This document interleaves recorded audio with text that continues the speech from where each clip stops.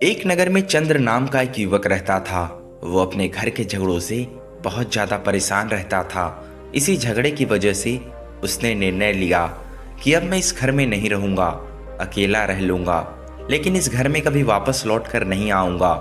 और ये धमकी देकर चंद्र रात के अंधेरे में ही अपने घर से निकल पड़ता है। उसे ये बिल्कुल अंदाज़ा नहीं था कि वो कहाँ पर जाएगा, कहाँ पर रहेगा, लेकिन एक बात उसने अपने मन में पक्की ठान ली थी कि वो वापस लौटकर अपने घर पर नहीं आएगा। वैसे तो चंद्र का भरा पूरा परिवार था।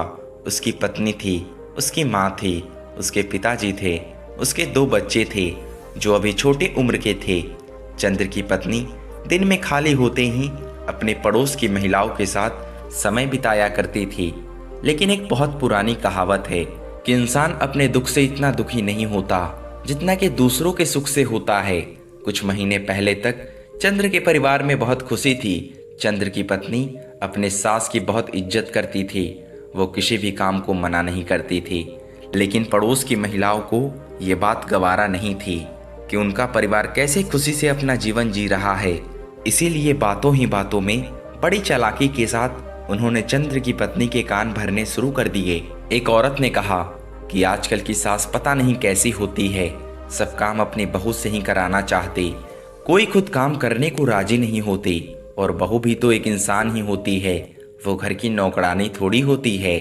दोनों मिल बांट कर काम करे तो दोनों को अच्छा लगेगा, लेकिन नहीं, उन्हें तो बस शासन करना है। इस पर दूसरी औरत कहती है कि मैंने तो अपनी सास से साफ साफ कह दिया था कि अगर साथ काम करेंगे तभी मैं काम करूंगी। ये सुनकर पहली वाली औरत कहती है कि देखो, अगर अपना पति अपनी मुट्ठी में है तो कोई समस्या नहीं होती, लेकिन अगर तुम्हारा पति ही तुम्हारा साथ नहीं देगा तो तुम क्या बोलोगी अपनी सास को। ऐसी ही बातें धीरे धीरे चंद्र की पत्नी के दिमागों में घर कर गई। अब जब भी चंद्र काम करके वापस अपने घर पर लौटता तो उसकी पत्नी छोटी छोटी बातों के लिए अपनी सास की शिकायत अपने पति से करने लगी। इस तरह से घर में अशांति बढ़ती चली गई। और एक दिन ऐसा भी आया जब चंद्र को अपना घर छोड़ने पर मजबूर होना पड़ा। आज की रात चंद्र की आंखों में नींद नहीं थी।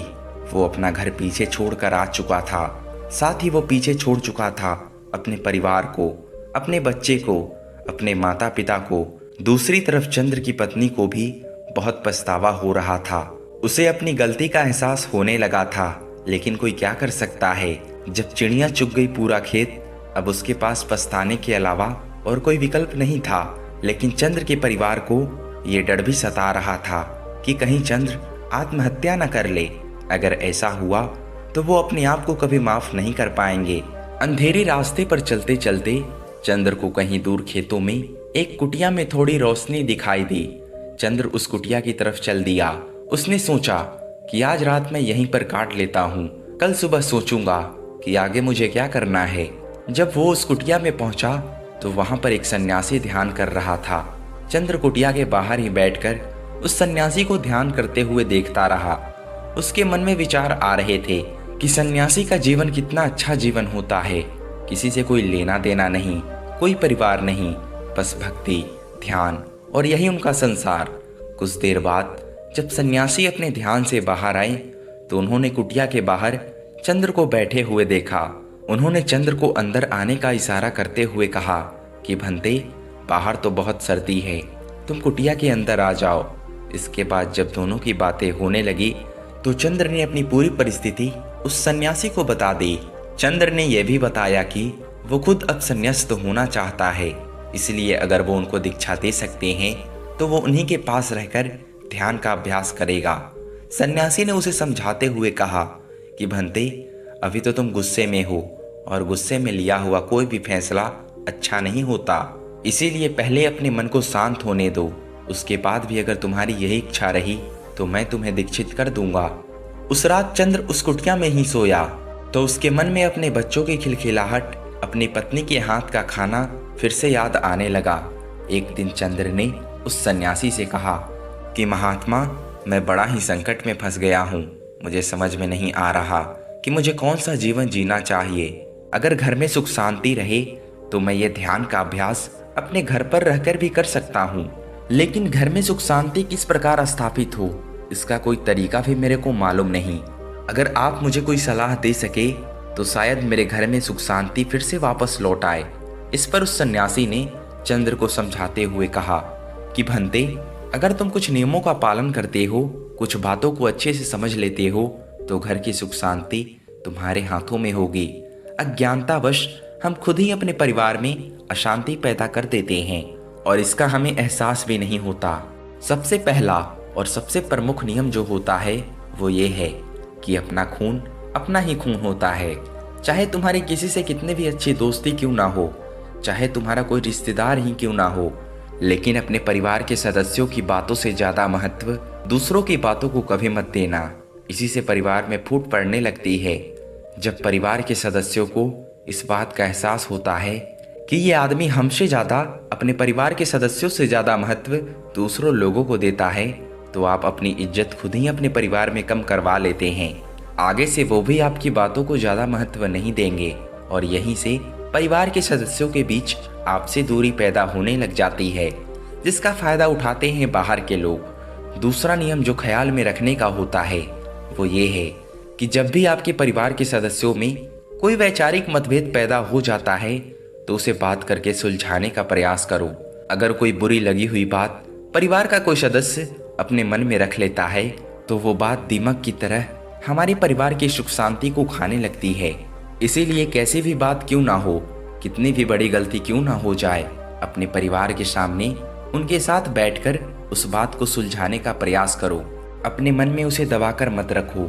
अक्सर जब कोई आदमी गलती करता है तो वो उस गलती को छुपाकर रखना चाहता है ताकि उसे बार बार उस गलती को दोहराने का मौका मिल सके। लेकिन समझने की बात यह होती है कि अगर आप अपनी गलती को दबाकर रखते हैं तो आप बार बार गलती करते जाएंगे और वही गलती आपके परिवार में अशांति का कारण बन जाएगी। और परिवार के किसी भी मुद्दे को सुलझाने के लिए बाहर के लोगों की सहायता लेने की आवश्यकता नहीं है। अपने परिवार के मुखिया के साथ बैठकर उस बातों को खुद से ही सुलझाने का प्रयास करो।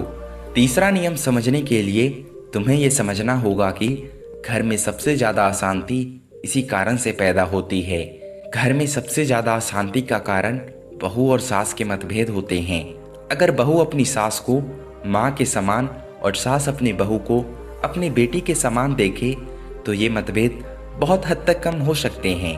उस सन्यासी ने चंद्र को संबोधित करते हुए कहा कि अगर तुम अपनी पत्नी का पक्ष लेते हो तो अपनी माँ की तरफ से बुरे हो जाते हो, और अगर अपनी माँ का पक्ष लेते हो तो अपनी पत्नी की तरफ से बुरे हो जाते हो। आदमी को हमेशा दूर ही रहना चाहिए। कम से कम हफ्ते में एक बार सारे परिवार के सदस्यों को आपस में बैठकर बातचीत करनी चाहिए। जो भी समस्या परिवार में चल रही है खुले तरीके से आपस में चर्चा होनी चाहिए, और जो भी सदस्य घर का मुखिया निर्धारित किया गया है उसकी बातों को सभी को मानना चाहिए। जिस तरह से एक देश को अच्छे से चलाने के लिए एक नेता की जरूरत होती है, उसी तरह एक परिवार को भी अच्छे से चलाने के लिए मुखिया की जरूरत होती है। अगर देश गलत नेता के हाथों में चला जाए तो देश बर्बाद हो जाता है।